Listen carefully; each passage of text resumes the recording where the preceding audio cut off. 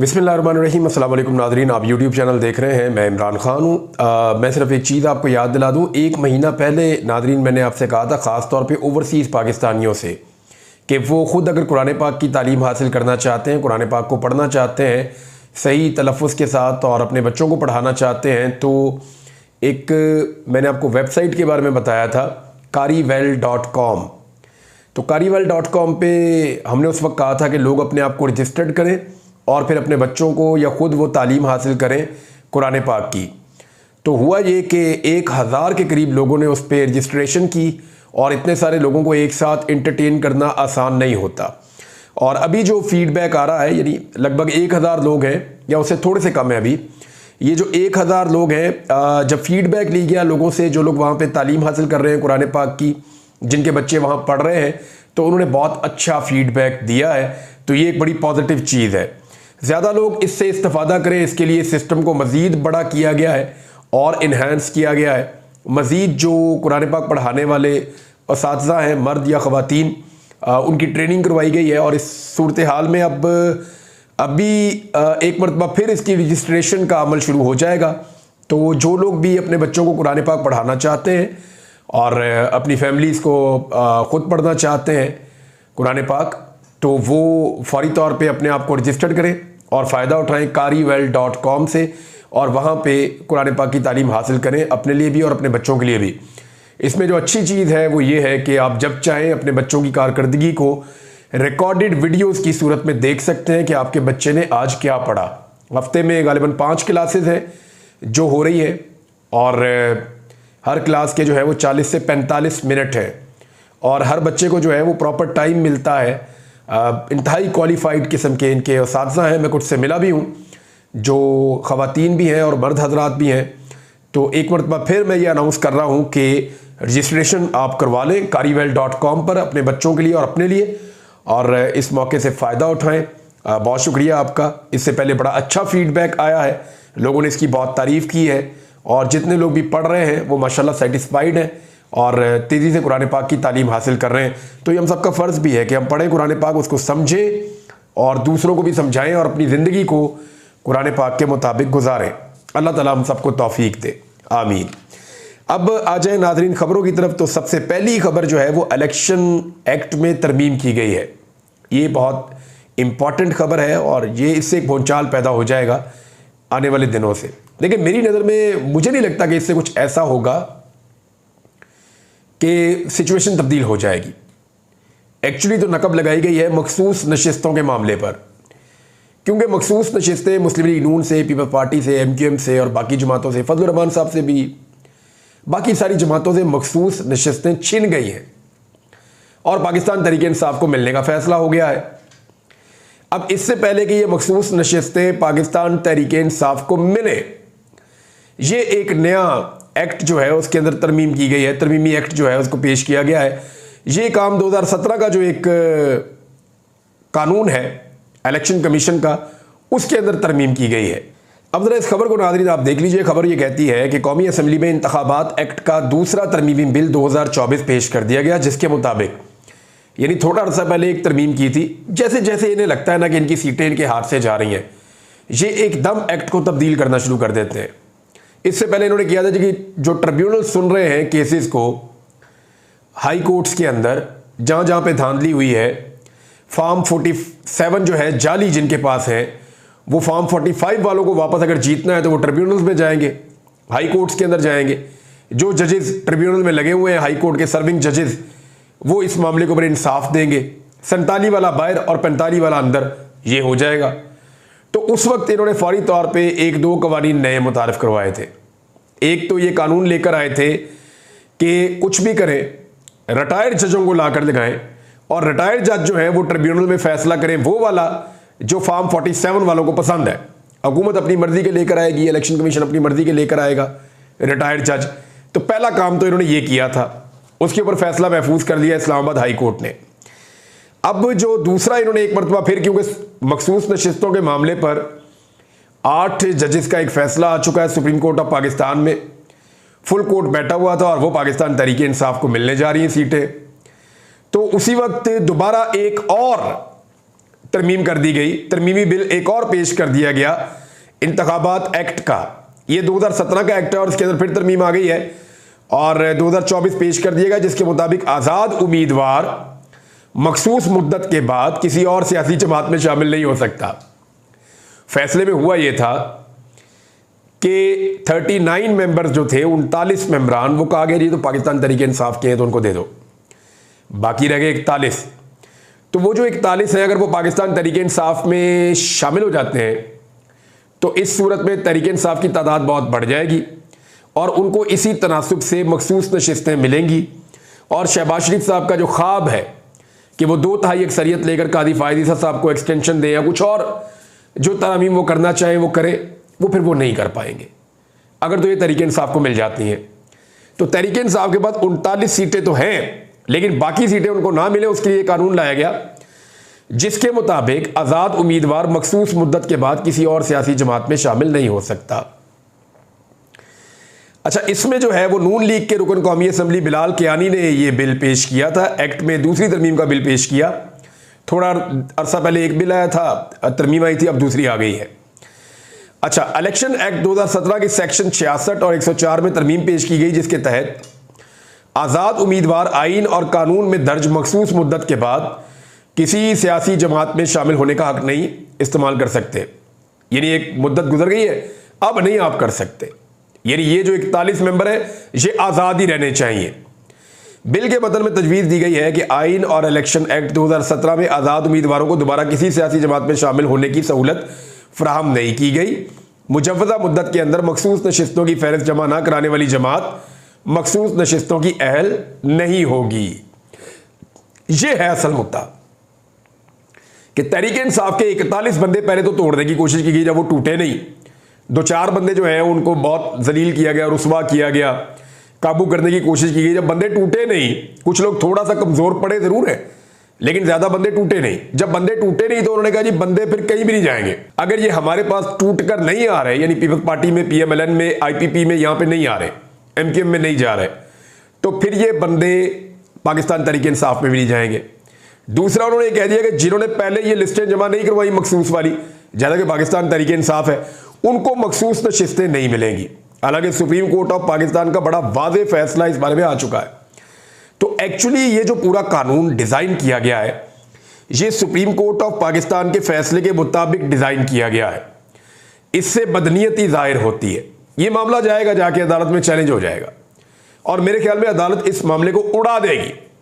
ये जरा करके देख लें इसको, ये कर नहीं पाएंगे।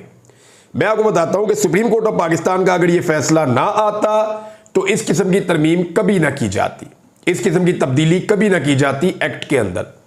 लेकिन एक्ट में ये जो तब्दीली की जा रही है, इसकी सबसे बड़ी वजह सुप्रीम कोर्ट ऑफ पाकिस्तान का फैसला है। उस फैसले को तफसील से पढ़ने के बाद ये दोबारा से बिल पेश किया गया है और एक्ट के अंदर तरमीम की जा रही है। अब मामला ये है कि अभी तो कुछ जजेस का जो है वो तफसीली फैसला आना है, तो ज़रा वो तफसीली फैसला आने दें, ये एरियाज भी कवर हो जाएंगे। और दूसरा, ये मामला अदालत में जाएगा और अदालत के अंदर हुकूमत को एक मरतबा फिर शिकस्त होगी। लेकिन वो ये कर क्यों रहे हैं? एक्चुअली वो गंद डाल रहे हैं, वो इसको लंबा करना चाह रहे हैं। वो इस लड़ाई को एक पार्लियामान की लड़ाई बनाना चाह रहे हैं, अदलिया और पार्लियामेंट की लड़ाई में कन्वर्ट करना चाह रहे हैं कि जी कानून साजी का इख्तियार हमें है, हम कानून बनाएं, जो मर्जी कानून बनाएं। भाई आप शरीयत के खिलाफ कानून तो नहीं बना सकते, आइन की बुनियादी रूह से मुतसादम कानून तो नहीं बना सकते, आप बुनियादी इंसानी हुकूक के खिलाफ कानून तो नहीं बना सकते। जो रूल ऑफ लॉ है या कोई इंसाफ वाली बात है, अब नाइंसाफी पर मबनी कोई कानून तो आप नहीं बना सकते ना। या आपको लगता है ये चीज ऐसे हो रही है, हमारे खिलाफ ये मामला हो गया, इस पर भी कानून बना दो। यानी नैब के अंदर इन पे केसेस थे, इन्होंने अपने कानून ही बदल दिए। तो ये गंदी आदत इनको पड़ गई है गुज़िश्ता 2-2.25 साल में, और किसी को इस वक्त नजर नहीं आ रहा कि ये पाकिस्तान के साथ कैसा खिलवाड़ हो रहा है। यानी कितनी अजीब बात है कि एलीट जब भी फंसती है वो कानून ही बदल देती है। ये तो रियली में बनाना रिपब्लिक बन गया हमारा मुल्क। ये कैसे हो सकता है साहब कि आपकी जरूरत है आप कानून बदल देंगे, आपकी जरूरत नहीं है तो कानून वही रहेगा। यानी अब ये जो पॉलिटिकल एलीट है, एस्टेब्लिशमेंट या आप कह लें PDM की जमातें, उनकी जरूरत के मुताबिक पाकिस्तान के कानून में तब्दीली कर दिया करेंगे ये। ये कितनी बड़ी ज्यादती है और ये बार बार हो रही है, ये मैं देख रहा हूं। आईन के साथ खिलवाड़ इसको नहीं कहेंगे तो आप किसको कहेंगे। एक और खबर नाज़रीन जमात इस्लामी की तरफ से है और जमात इस्लामी ने दोबारा हुकूमत से उनका रब्ता हुआ कमेटी के साथ और जमात इस्लामी ने कहा मुतालबा जब तक आप पूरे नहीं करते तब तक हम ये धरना ख़त्म नहीं करेंगे। और पाकिस्तान तहरीक इंसाफ ने भी ये ऐलान कर दिया है और अपने कारकुनों को ये कहा कि वो जाएं और जाकर जमात इस्लामी के धरने में शिरकत करें। बल्कि कुछ लोगों ने यह भी कहा कि वो पाकिस्तान तहरीक इंसाफ के झंडे लेकर जाएं और जमात इस्लामी के धरने में शामिल हों। तो फिर तो ये मनाजिर होंगे कि जो पाकिस्तान तहरीक इंसाफ के झंडे के साथ जाएगा उसको पुलिस गिरफ्तार कर लेगी और जो जमात इस्लामी के झंडे के साथ होगा उसको गिरफ्तार नहीं करेगी। तो ये बड़ी अजीब सूरत हाल हो जाएगी। लेकिन इमरान खान साहब ने कहा कि जमात इस्लामी जो काम कर रही है वो काम ठीक कर रही है और उसको सपोर्ट करना चाहिए। पाकिस्तान तहरीक इंसाफ भी उनकी डिमांड्स को और उनको सपोर्ट करती है, जबकि जो जेल के अंदर पाकिस्तान तहरीक इंसाफ के लीडर्स हैं वो भी यही बात कर रहे हैं कि जमात इस्लामी के साथ खड़े होना चाहिए। इस वक्त अवाम जो है वो पिस कर रह गई है। हाफिज़ नईमुर रहमान साहब ने कहा है कि मुशर्रफ, पीपल्स पार्टी और नून लीग और पीटीआई सब ने IPP से मुआहदे किए। पीटीआई ने तो नहीं किए। पीटीआई ने तो डॉलर रेट फिक्स किया था। नईमुर रहमान साहब यहाँ अच्छा वो थोड़ी सी डंडी मार जाते हैं, लेकिन मेरे ख्याल में वो इसलिए करते हैं ताकि सबको कहूँगा तो हमारा कम से कम ये होगा कि बैलेंसिंग फैक्टर होगा। लेकिन जो सच है बंदे को वो बोलना चाहिए कि मुआहदे मुशर्रफ साहब के दौर में हुए थे, पीपल्स पार्टी के दौर में हुए थे और नून लीग ने बहुत महंगे मुआहदे किए थे, बड़े खौफनाक मुआहदे। उनकी वजह से पाकिस्तान आज फंसा हुआ है। और पाकिस्तान तहरीक इंसाफ ने कोई नया मुआहदा नहीं किया था, बल्कि जो मुआहदे हुए थे उनमें डॉलर को फिक्स करवाया था।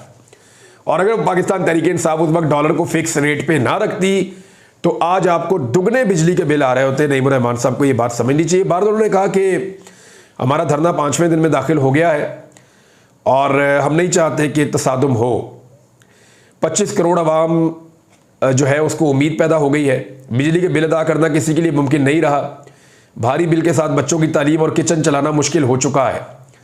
ये बात तो उनकी बिल्कुल ठीक है। फिर किसानों की उन्होंने बात की, मजदूर की बात की, आम आदमी की बात की।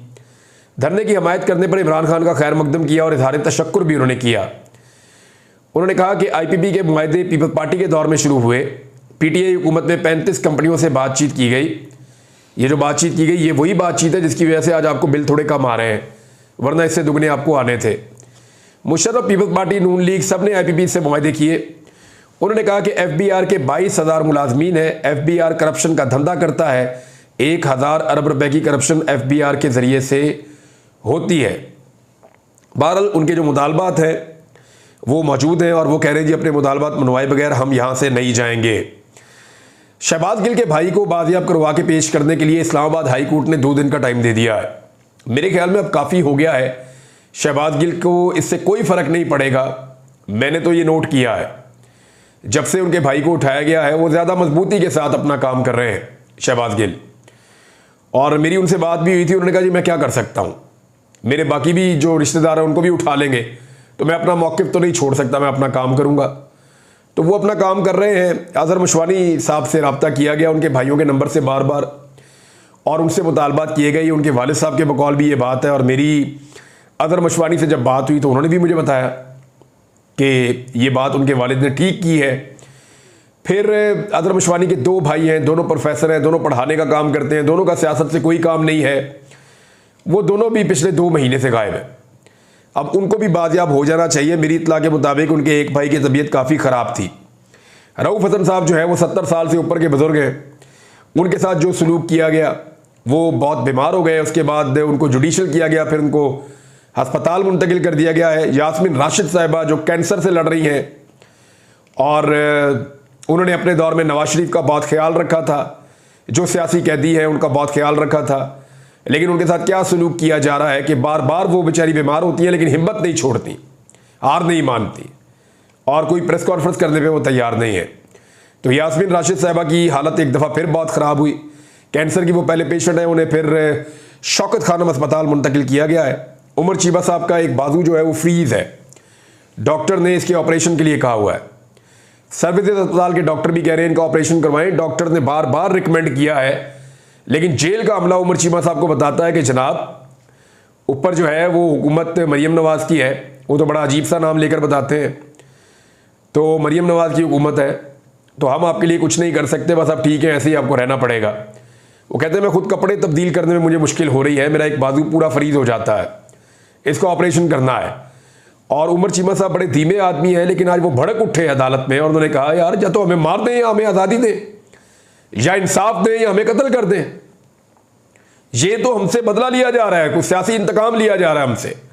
बड़ा खुल के आज उन्होंने बोला, उन्होंने कहा मेरा इलाज होना है, मेरा ऑपरेशन होना है, मुझे इसकी तो इजाज़त दे, बेशक मुझे अंदर रख ले। तो उमर चीमा साहब खासे गुस्से में बोले। एजाज चौधरी साहब का यही मुझे हैरत होती है कि पीपल्स पार्टी हमेशा से जमहूरियत की दावेदार है, लेकिन यूसुफ रजा गिलानी साहब कितने आराम से बैठे हुए हैं चेयरमैन सेनेट होने के तौर पे कि उनके एक सेनेटर को इजाज़त ही नहीं है, मौका ही नहीं दिया जा रहा प्रोटेक्शन ऑर्डर्स होने के बावजूद कि वो आए और सेनेट का सेशन अटेंड करें। कितनी बड़ी ज्यादती है। और यूसुफ रजा गिलानी साहब इसके ऊपर कुछ भी नहीं कर रहे, बल्कि अब तो प्रोटेक्शन ऑर्डर्स भी नहीं जारी किए जा रहे। एक महमूद रशीद साहब हैं, वो भी जेल में है। आलिया हमजा साहिबा जो उनके ऊपर और उनकी फैमिली पे गुजर रही है, अभी अदालत में आज पता चलेगा कि आलिया हमजा साहिबा के बारे में गुजरांवाला से क्या फैसला आता है। लेकिन मेरे ख्याल में हाई कोर्ट ने जिस तरह सनम जावेद के मामले में और इमरान खान साहब के मामले के अंदर 9 मई के मामलात पे बड़ा खुल के मौक़िफ़ लिया, उन्हें इस मामले पे भी लेना चाहिए। आलिया हमजा साहिबा के बच्चों की तालीम, उनकी फैमिली का सारा सिस्टम, वो सब बहुत बुरी तरह मुतासर हुआ है। उनकी अपनी सेहत बहुत मुतासर हुई है, लेकिन इसके बावजूद वो मुस्कुराती रहती हैं, वो ये कहती रहती हैं कि नहीं, मैं इमरान खान का साथ कभी नहीं छोड़ूंगी, इमरान खान के साथ खड़ी रहूंगी। और शायद यही उनका एक कसूर है। एक और चीज़ है, नुसरत जावेद साहब ने भी इसकी तस्दीक की है और कुछ और लोग भी कह रहे हैं कि इद्दत वाले मामले पर इमरान खान साहब से माफ़ी मांग ली गई है और उसकी वजह से कुछ कॉन्फिडेंस बिल्डिंग हुई है। ये बहुत सारे लोग कह रहे हैं कि इद्दत वाले मामले पे इमरान खान साहब से माफ़ी मांगी है। बहुत ही मायूब, घटिया और गंदी नौयत का मुकदमा था और इमरान खान साहब को इस पर तकलीफ भी बहुत थी, गुस्सा आता है आदमी को। तो इस पे शायद इमरान खान साहब से माफ़ी मांगी गई है, जिसके बाद थोड़ी चीज़ें डाउन हो रही हैं। तो देखते हैं आने वाले दिनों में चीज़ें कितनी डाउन होती है। लेकिन एक चीज़ है, जैसे जैसे ये टेम्परेचर डाउन होता है ना, PMLN और पीपल्स पार्टी के दिल धड़कना शुरू हो जाते हैं कि इमरान खान वापस आ रहा है। और अगर इमरान खान वापस आएगा तो सियासत के ऊपर राज करेगा। जो इस वक्त इमरान खान की मकबूलियत है वो अगर रही तो इमरान खान साहब इनको नाकों चने चबवा देंगे। बहरहाल अब तक के लिए इतने, अपना ख्याल रखिएगा, अपने इस चैनल का भी। अल्लाह हाफ़िज़।